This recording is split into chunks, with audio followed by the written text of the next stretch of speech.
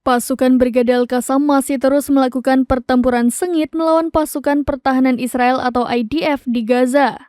Kali ini mereka melakukan pertempuran jarak dekat dan berhasil meledakkan tank Merkava 4. Setelah tank meledak, Al-Qassam berlari sambil berteriak takbir. Dari video yang dirilis, Al-Qassam tampak menargetkan kendaraan Merkava milik Israel dengan 2 rudal RPG dan Yasin 105. Pertempuran itu terjadi di Jalan Mustafa di lingkungan Al-Zaitun. Terlihat dari video tersebut, Al-Qassam kembali menyerang musuh dari jarak dekat. Tank baja Israel pun langsung meledak dahsyat. Dalam waktu yang sama, Brigade Mujahidin mengumumkan bahwa mereka berhasil menargetkan kumpulan pasukan pendudukan yang tengah bersantai. Sniper Hamas menembak musuh di sebelah barat lingkungan Sheikh Radwan dengan mortir kaliber menengah. Terlihat kendaraan dan pasukan IDF langsung gosong di perondong peluru.